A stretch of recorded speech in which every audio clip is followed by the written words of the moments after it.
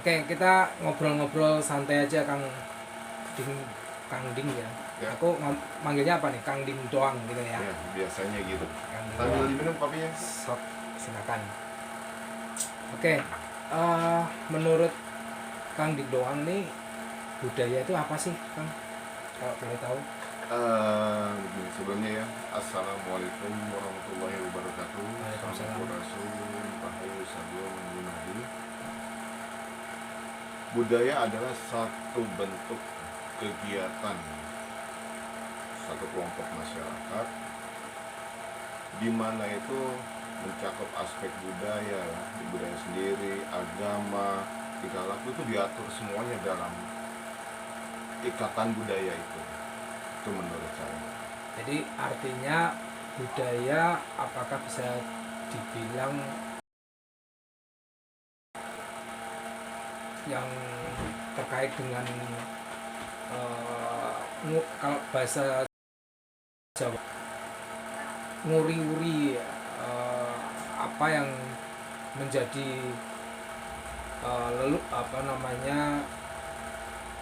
konsep pemikiran leluhur kita, baik itu perilaku dalam kehidupan ataupun konsep-konsep pemikiran seperti itu, Bang. Kurang lebih seperti itu.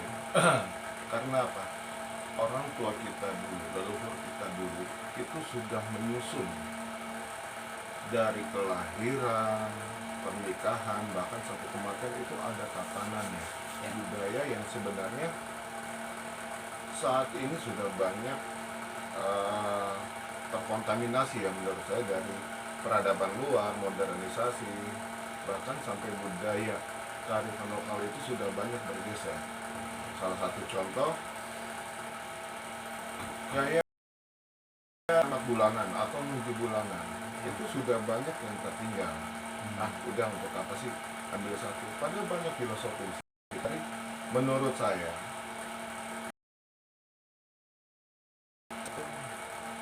menurut agama saya Islam, itu di mana janin itu dititipkan ruh. Itu pertanda dimulainya ada kehidupan di dalam rahim ibu. Mungkin kalau di Jawa kita hidup di dalam kandungan ibu disebut kakang kawah. Kakang kawah di Ari ya, tatanannya seperti itu kan, karena masih di dalam kandungan. Jadi kakang kawah, kehidupan semua ada di situ. Kebutuhan kita di dalam kandungan ibu terpenuhi semua tanpa kita harus bekerja. Lalu ada lagi selamatan 7 bulanan. Apa 7 bulanan? Itu banyak arti kehidupan yang banyak sama sekali sudah dilupakan. Bisa generasi kita saat ini. Persoalannya saat kita bicara seperti ini tentang budaya dengan keterbatasan kita yang terus-menerus, banyak orang yang selalu mencibir mengatakan jadul lah, kuno lah, kolot lah, apa. Padahal itu mempengaruhi kehidupan kita yang sebenarnya di dalam sejatinya hidup. Itu menurut saya. Ada juga pergeseran-pergeseran dengan nilai budaya saat ini, itu dianggap yang seperti tadi saya katakan, ketinggalan zaman atau kuno. Seperti itu kan. Apakah karena mungkin kalau generasi sekarang, generasi milenial gitu kan ya, itu tidak memahami sejarah sehingga mereka boleh dikatakan melupakan akar budaya dari leluhur kita itu kan? Iya betul. Banyak sekali cerita dongeng dari orang tua kita tentang leluhur kita, tentang budaya, tentang sejatian hidup, tatanan hidup sudah banyak bergeser dengan pola milenial saat ini. Apa salah satu contoh? Itu yang masih sering teringat sama saya dulu waktu orang tua. Ada kakak saya duduk depan pintu. Saat itu dia belum menikah. Jadi si bapak ini mau keluar kemana gitu, ditegur sama si bapak. Neng, olah diuk, telepon pantau atau di lawang gitu. Kan si kakak nanya, jangan boleh iya nggak boleh duduk depan pintu. Pamali Gitu. Kenapa? dah pamali, tapi si pamali ini tidak pernah dijelaskan apa itu pamali, kenapa tidak boleh duduk depan pintu. Akhirnya pemahaman ini terus melekat di benak dia, di memori dia, sampai akhirnya setiap kali sering itu, sampai dia punya anak pun dia katakan itu, jangan duduk depan pintu, pamali. Si pamali ini persoalannya apa? Ternyata itu satu filosofi dari orang tua yang menerapkan larangan-larangan yang memiliki arti. Itu kan. Ya. Saya jadi ingat dulu, ya mungkin sama ya, larangan-larangan seperti itu ya, dari orang-orang tua kita dulu, yang mungkin kalau anak sekarang banyak membantah mungkin ya. Kalau misalnya saya ingat dulu, kalau misalnya makan kan juga nggak boleh tuh di depan pintu ya. Nggak sopan istilahnya kan gitu Ya. Kan kalau makan harusnya kan ada tempat Ada tersendiri tempat, kan ya, gitu, sudah diatur. meja makan gitu kan, seperti itu nggak boleh di depan pintu. Nah, kalau anak sekarang kan pasti ya bantah, makanya sih makan ya suka-suka gitu. Kemudian saya jadi ingat juga apa namanya, dulu itu yang namanya bantal itu nggak boleh kena kaki, Iya. ya kan, Apalagi didudukin. apalagi didudukin karena Usulan. ya dulu kan ngomongnya gitu, kalau orang mau ntar bisulan terapa. Nah itu kan sebenarnya konsep bahwa bantal itu kan untuk kepala ya kan, dipakai untuk kepala masuk ya untuk kaki, untuk keset kaki ya, gitu, seperti itu. Nah, kalau anak sekarang udah nggak masuk gitu kan. Enggak. Oke, hal yang lain mungkin kalau kita kaitkan dengan sejarah budaya di Indonesia, Ya. Nusantara khususnya,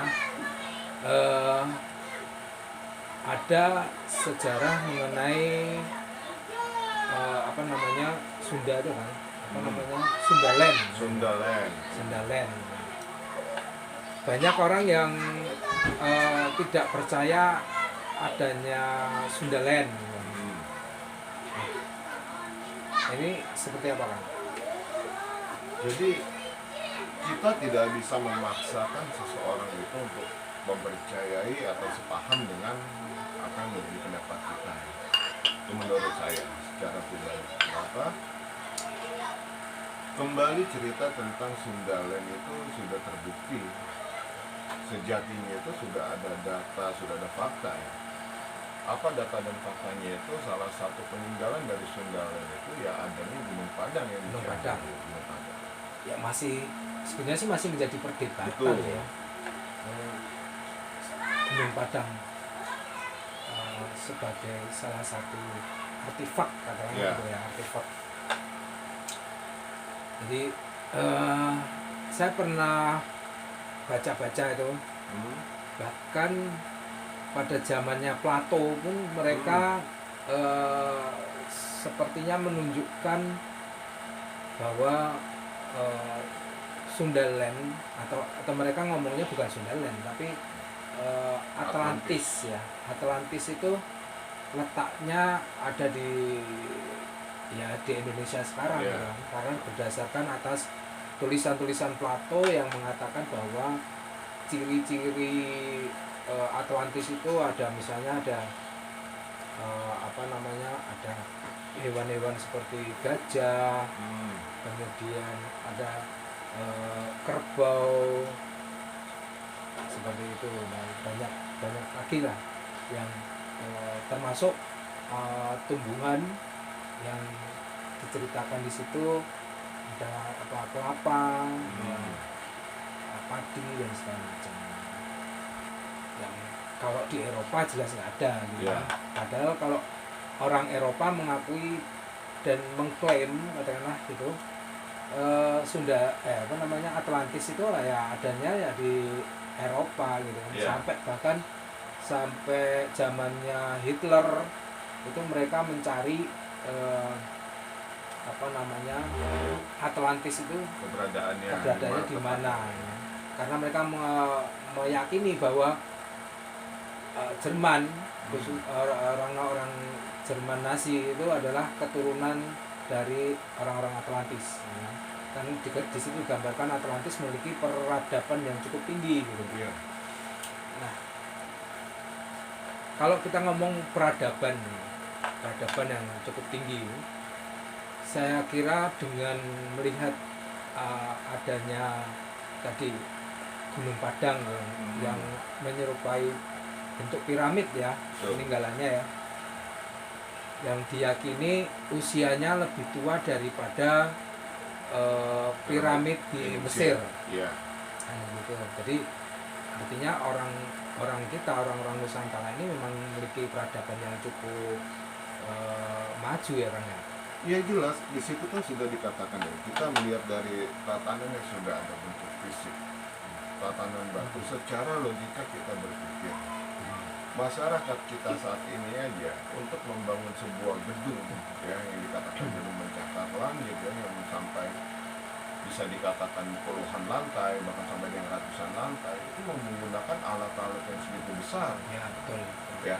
Ini di masa modern. Nah, kita balik ke masa lalu puluhan tahun sebelum Masehi, itu seperti apa gitu. Apakah sudah ada teknologi itu? Jelas ada menurut saya. Nggak mungkin secara fisik kita ini membawa batu-batu alam itu, undershoot itu ke gunung Menata, itu membutuhkan berapa ribu manusia, berapa lama waktunya seperti itu. Artinya kan di situ ada teknik, mekanika tekniknya ada, sistemnya ada, itu sudah terstruktur. Peradaban orang tua kita itu dulu, saya sangat meyakini dan menjunjung tinggi. Sebegitu hebatnya leluhur kita menciptakan sebuah mahakarya. Itu menurut saya. Ini terlepas ya, bukan karena saya tidak bicara rasis, tidak. Kita bicara ini adalah global keseluruhan Nusantara. Artinya apa? Banyak dari kaum muda ya, yang milenial tadi dikatakan oleh Kang Niko itu, era milenial, modernisasi, adanya handphone, komputer, itu sudah menunjukkan mereka merasa kamilah yang lebih hebat. Tapi kalau kita mau flashback, kita mengkaji kembali ke masa lalu, jauh peradaban itu lebih hebat mereka. Seperti itu kan. Jadi memang pemahaman ini ya, edukasi tentang budaya ini sangatlah penting menurut saya. Terkait dengan teknologi tadi ya. Terkait dengan teknologi, saya jadi ingat ada relief di dalam Candi Borobudur. Itu yang relief mengenai di situ ada kapal ya, kapal yang kalau orang atau ahli sejarah itu mengatakan tuh kapal Jung ya, misalnya adalah kapal yang memang pertama kali dibuat di Nusantara ya, pada saat itu. Beberapa cerita mengatakan dari berbagai informasi yang saya terima itu, kapal Jung itu adalah kapal yang sangat besar. Mungkin kalau sekarang tuh kapal induk katakanlah gitu ya. Dia besar sehingga dia bisa menyeberangi lautan yang cukup luas dengan ombak yang begitu tinggi gitu kan. Kemudian kayu-kayunya pun juga dengan kayu jati yang kuat, kokoh gitu kan. Atau mungkin kayu apa tuh ya yang di daerah Kalimantan itu mungkin banyak ditemukan jenis-jenis kayu untuk pembuatan kapal-kapal seperti itu ya. Jadi kemudian baru setelah era Eropa masa Renaissance ya, Renaissance itu mereka melakukan perjalanan 3G istilahnya gitu ya, ya. Gospel, glory sama gold ya. Mereka mencari itu kan. Nah, mereka menggunakan kapal-kapal yang besar yang saya kira itu juga inspirasi oleh pelaut-pelaut dari Nusantara yang mereka bisa berlayar sampai ke Afrika segala macam ya. Mulainya mungkin kan dari sana. Ketika bangsa Eropa khususnya Romawi itu mulai masuk ke Afrika dan menjajah Mesir. Iya. Padahal Mesir ketika itu kan juga belum begitu intens untuk pelayaran seperti itu. Jadi mereka menemukan atau menjumpai pelayar-pelayar Indonesia seperti itu.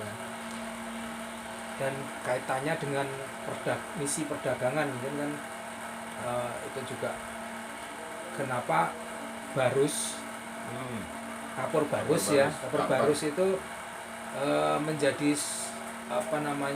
komoditi yang demikian berarti dan mahal di Eropa ataupun di Afrika pada saat itu ya. Dan ternyata hanya dijumpai di Indonesia ya kan. Tuh, Kan Sumatera Barus itu. Jadi bisa sampai ke sana-sana itu kan artinya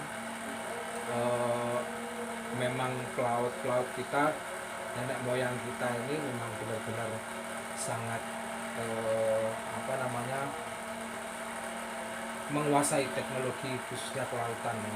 ya kan itu sudah ada lagunya, nenek moyang seorang pelaut, dan itu sudah ya. dijelaskan. Ya tadi kembali tadi dikatakan tentang Nusantara, Atlantis atau apa. Di dalam kitab suci itu sudah dijelaskan di dalam Al-Quran, ada satu negara, satu wilayah, satu negeri di mana dikelilingi air, kata Tuhan, itu jelas. Yang digambarkan juga, pernah juga saya mendengar dari seorang ulama atau cerita orang tua, banggalah kamu menjadi putra putri Indonesia atau Nusantara. Kenapa?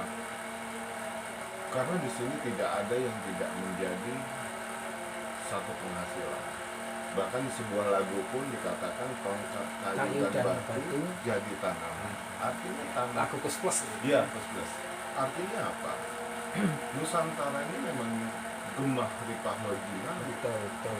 Dan seharusnya kita ayo dong belajar apa sih Nusantara itu? Apa sih dongeng-dongeng orang tua dari turun temurun, bukan sebatas dongeng tidur, tapi satu pesan yang tersirat yang semestinya kita jaga. Kayak tadi kapur Barus hanya ada di sini. Kayu jati di mana ada? Ya. Kayu baru.